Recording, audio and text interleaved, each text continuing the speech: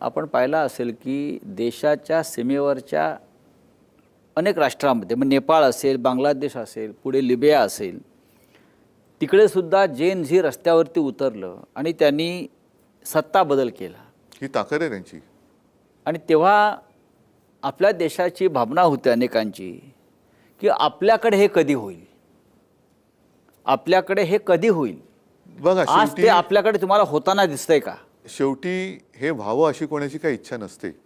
या टोकापर्यंत या तरुणांना जाण्याची वेळ यावी ही कोणाचीच इच्छा नसते.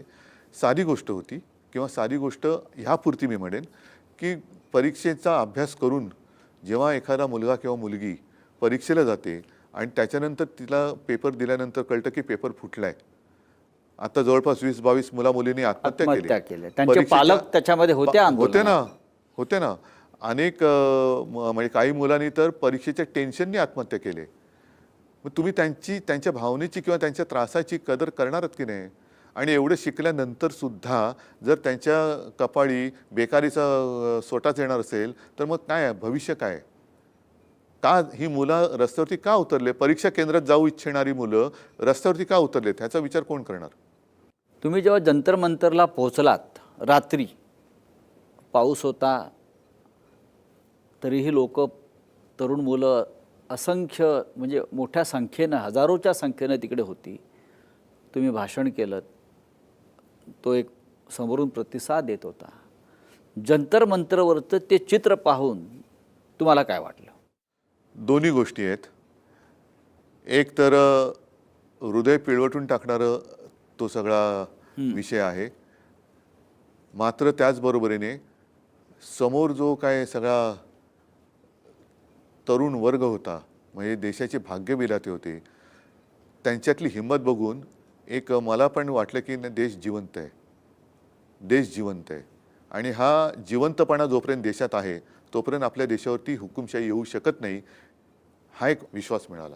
धर्मेंद्र प्रधान असं म्हणतात, तुम्ही ज्याला जिवंतपणा म्हणताय की या जिवंतपणा नसून हा अतिरेकीपणा आहे आणि गुंडागर्दी आहे. हा धर्मेंद्र आहे.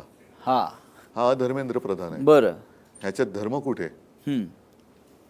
म्हणजे हे नुसते जसं शिवसेना प्रमुखांच्या भाषेत ह्यांच्या पार्श्वभागावरती रेषाव म्हटल्यात म्हणून खुर्चीत बसलेत, नाही ते लायकीचे नाही येत त्या खुर्चीत बसायला. तुमचं काय म्हणणं आहे? राजीनामा नाही धर्मेंद्रनी द्यावा की नरेंद्रनी द्यावा? सगळे द्र आहेत त्या सगळ्या द्रनी द्यावा.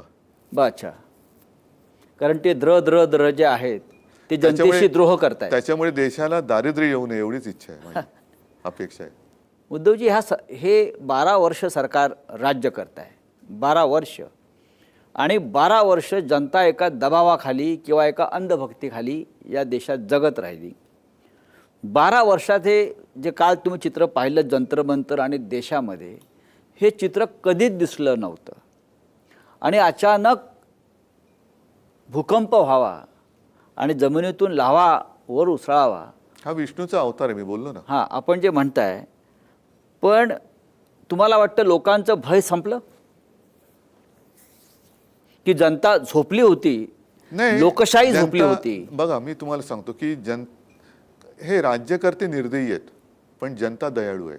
आणि म्हणून जे आपण म्हणतो ना की जनतेची स्मरणशक्ती ही काय शॉर्ट असते, तसं नाही आहे. लोक बघत असतात पण लोक म्हणतात ठीक आहे, जाऊ दे, पण किती जाऊ दे? ते जाऊ दे करताना सगळंच जायला लागलं. त्यावेळेला मग जनता रस्त्यावरती उतरते. त्याच्यामुळे जनता झोपलेली नसते, पण झोपल्याचं सोंग घेणारे सत्ताधारी जेव्हा येतात तेव्हा जनतेला आसूड हातात घ्यावा लागतो. ही क्रांतीची ठिणगी आहे. होऊ शकेल जर वेळेमध्ये काही उपाययोजना केली नाही तर ह्या देशामध्ये भयानक परिस्थिती उद्भवू शकते.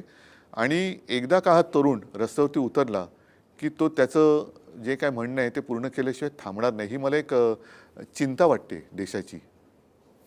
उद्धव साहेब, अभिजित दिपके नावाचा एक तरुण, एक मराठी तरुण, महाराष्ट्रातला, हा अमेरिकेत शिकत होता, शिकागोला. आणि तिथे सरन्यायाधीश सूर्यकांत यांचं जे झुरळा संदर्भातलं वक्तव्य आहे तरुणांना, त्यांनी बेरोजगारांना कॉकरोच म्हटलं, झुरळ म्हटलं, त्यानंतर तो तरुण संतप्त होतो विद्रोह करतो आणि हिंदुस्थानमध्ये येऊन एक आंदोलन सुरू करतो आणि त्याला तरुणांचा प्रचंड पाठिंबा मिळतो, जे आतापर्यंत गेल्या 12 वर्षामध्ये कोणत्याही विरोधी पक्षाला करता आलं नाही. हे आपल्या सगळ्या विरोधी पक्षाचं अपयश आहे असं आपल्याला वाटत नाही का? आहेच ना, नक्कीच आहे. विरोधी पक्ष म्हणजे मी केवळ सत्ताधाऱ्यांना दोष नाही देणार, विरोधी पक्षांना पण देणार. आणि म्हणूनच मी मध्ये माझं एक मी कुठेतरी बोललो आहे की देशाच्या जनतेचा राजकारण्यांवरचा विश्वास आता उडालेला आहे. कारण शेवटी स्वतःच्या स्वार्थासाठी पक्ष फोडले जातात. आज हे धर्मेंद्र प्रधान असतील, इतर सगळे असतील, अगदी गृहमंत्री अमित शहांचं सुद्धा हे अपयश आहे की जे पक्ष फोडण्यामध्ये त्यांचं सत्ताकारण सगळं करतायत. हेच जर का तुम्ही धर्मेंद्र प्रधानने नंतर मग सगळी मिलिटरीची यंत्रणा वापरली पेपर निर्णय आणण्यासाठी, हे पेपर फुटण्याच्या आधी का नाही वापरली? तुम्हाला काम दिलं ना, लोकांनी निवडून दिले, निवडून दिल्यानंतर तुम्ही तुमच्या खात्याचं काम करा ना. तुम्ही तुमच्या खात्याचा दुरुपयोग पक्ष फोडण्यासाठी करताय. म्हणजे अगदी बंगालमध्ये सुद्धा CRPFचे जवान घुसून तुम्ही स्वतःच्या पक्षाला विजयी करून घेतलं. अशा वेळेला सगळ्यांवरचाच विश्वास उडालाय. म्हणजे जे सैन्य आजपर्यंत पाकिस्तान व्याप्त काश्मीरमध्ये आणि घुसवायला पाहिजे होतं, ते तुम्ही बंगालमध्ये घुसवत आहे निवडणूक जिंकायला. तिकडे दमदाटी करून निवडणूक जिंकताय. जे मणिपूरमध्ये घुसवायला पाहिजे होतं ते तुम्ही बंगालमध्ये घुसवत आहे. जे मणिपूरमध्ये त्यांनी शांतता निर्माण करण्यासाठी वापरायला पाहिजे ती शक्ती, ती आज आमच्या तरुणांवरती, मुलींवरती लाठ्याकाठ्या आणि अगदी निर्दयीपणाने अश्रुधूर वापरण्यासाठी तुम्ही सोडण्यासाठी करताय. आणि त्याच्यावरती प्रश्न विचारायला गेल्यानंतर देशद्रोही ठरवलं जाते. त्याच्यामुळे आता तुम्ही कोणाकोणाला देशद्रोही ठरवणार? तुमच्या घरातली मुलं पण तिकडे गेलेत. नाही, त्या तरुणांना सुद्धा देशद्रोहीच ठरवलेला आहे. हो, कारण त्याच्यामध्ये पाकिस्तानचा हात आहे, चीनचा हात आहे, मग असं सांगितलं जातं. मग हे आता व्हिडिओ आलेले आहेत की जे सिव्हिल ड्रेसमध्ये, नागरी वेशामध्ये हे गुंड दिसत आहेत. हे गुंड कोणाचे आहेत? भाजपचे आहेत, RSSचे आहेत का पाकिस्तानवरून आणले आहेत? आणि त्यांचे फोटो मी तिकडे जाहीर ह्याच्यात बोललो जंतर मंतरवरती की ते फोटो सोशल मीडियावरती करा प्रसारित आणि वॉन्टेड म्हणून करा. हे वॉन्टेड, हे गुंड आहेत, हे गुंड आहेत. आणि हे गुंड आहेत हे उद्या सरकार बदलल्यानंतर यांना सोडायचं नाही. यांना यांची सजा मिळाली पाहिजेत.